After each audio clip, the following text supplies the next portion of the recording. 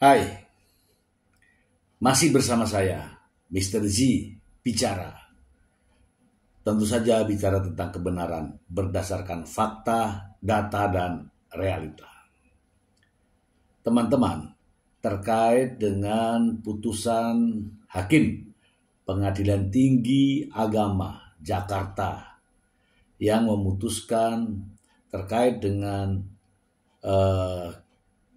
banding dari Paula Verhoeven atas putusan Pengadilan Agama Jakarta Selatan terkait perceraian Baim Wong dan Paula Verhoeven. Akhirnya telah diputuskan, dan putusan ini menurut pendapat saya adalah kemenangan bagi Paula Verhoeven, walaupun bukan kemenangan yang mutlak. Mengapa? Teman-teman masih ingat putusan dari Hakim Pengadilan Agama Jakarta Selatan. Selain diputuskan bercerai, juga ada keputusan yang menyatakan bahwa adanya pihak ketiga terbukti. Oke. Kemudian hak asuh anak diputuskan untuk diasuh secara bersama. Namun dalam putusan cerai tersebut menimbulkan banyak kontroversi, yaitu adanya gelar di belakang nama dari Paula Verhoeven, yaitu istri yang durhaka. Nah, teman-teman, dengan gelar istri yang durhaka, maka hak-hak dari Paula Verhoeven tidak dapat terpenuhi. Oke. Namun setelah putusan dari banding Pengadilan Agama Jakarta, Pengadilan Tinggi Agama Jakarta, maka Paula kini nama baiknya, harkat dan martabatnya sebagai seorang wanita, sebagai seorang ibu yang dicerai oleh Baim Wong dipulihkan. Bukan main-main. Untuk memulihkan nama baik, harkat, dan martabat, perjuangan Paula Verhoeven memang luar biasa.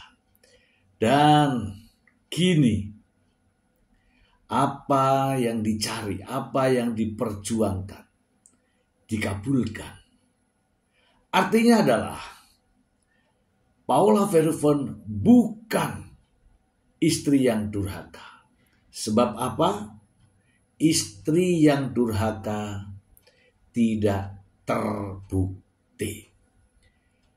Apa yang menyebabkan Paula Verhoeven dijuluki atau mendapatkan gelar istri yang durhaka? Yaitu terbukti adanya pihak ketiga. Artinya terbukti tuduhan perselingkuhan.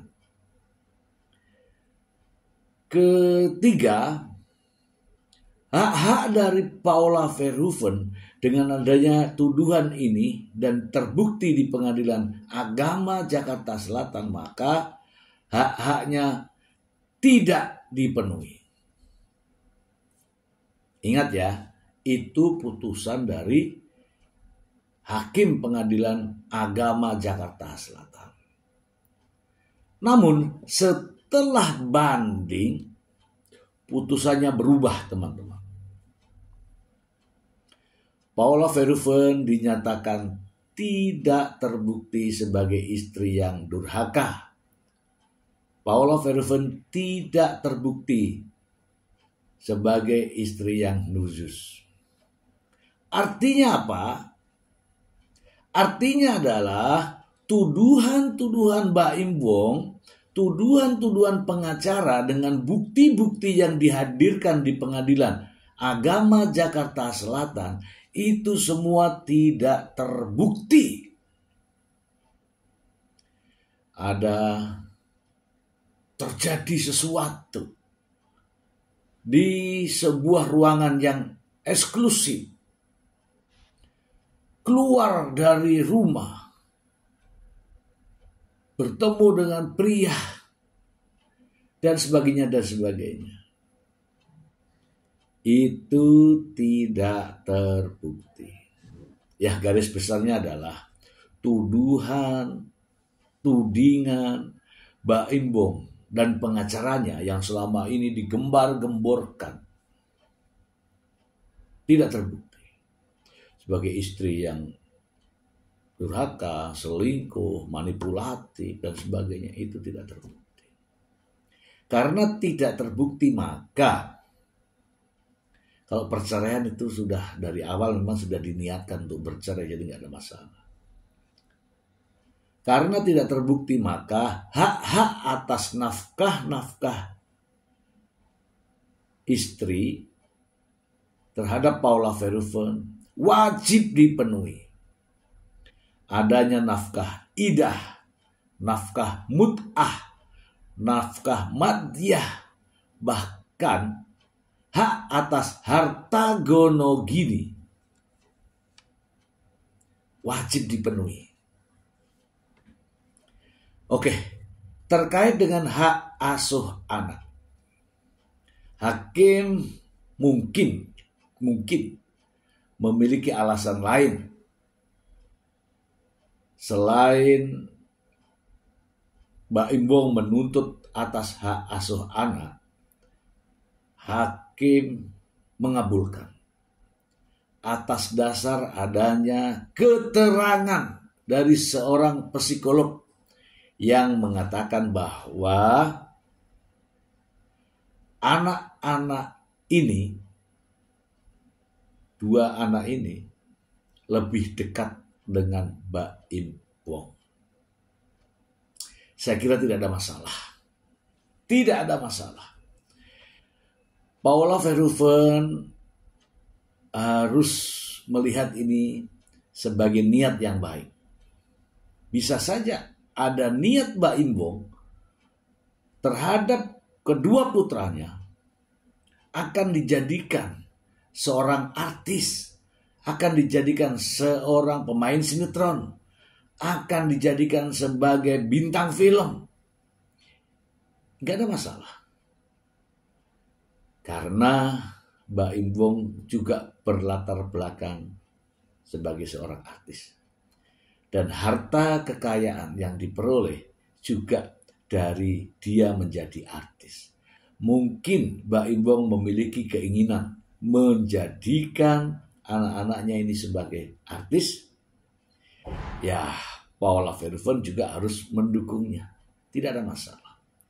Namun yang jelas di sini teman-teman, bahwa ini sebuah kemenangan dari Paula Verhoeven.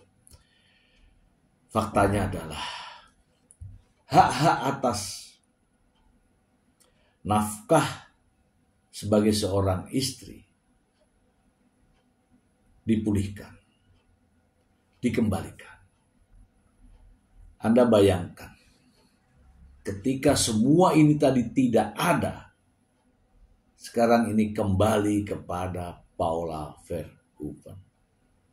Yang pertama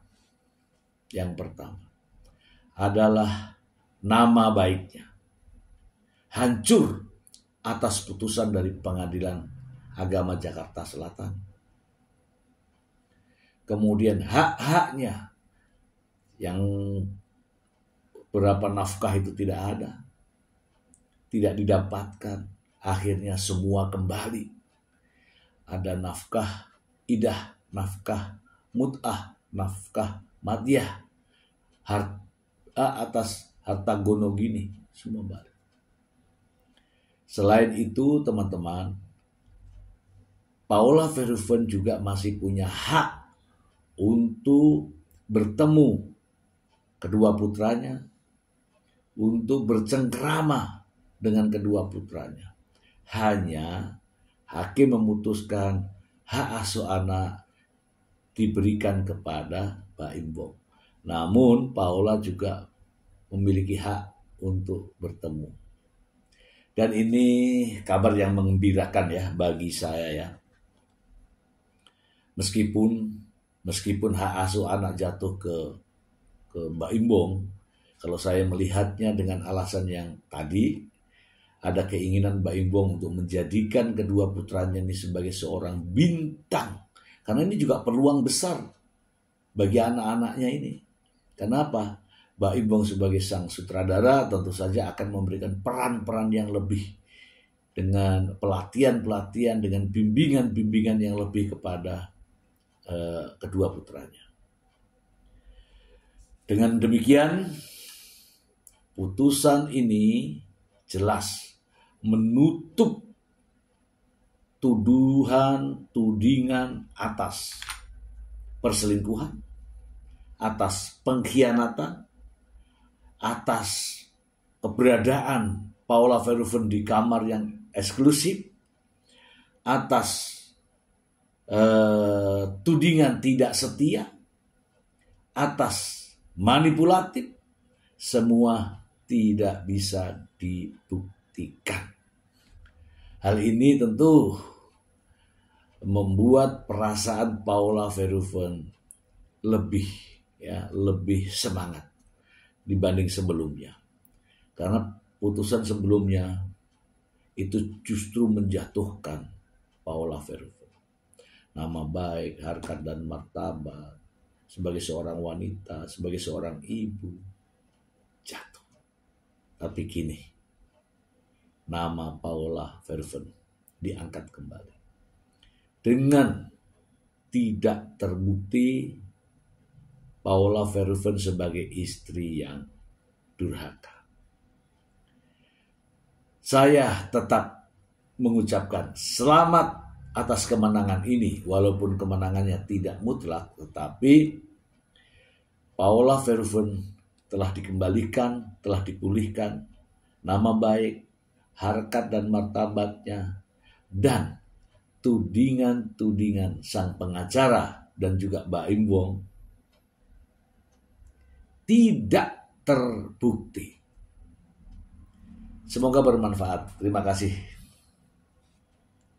Bye.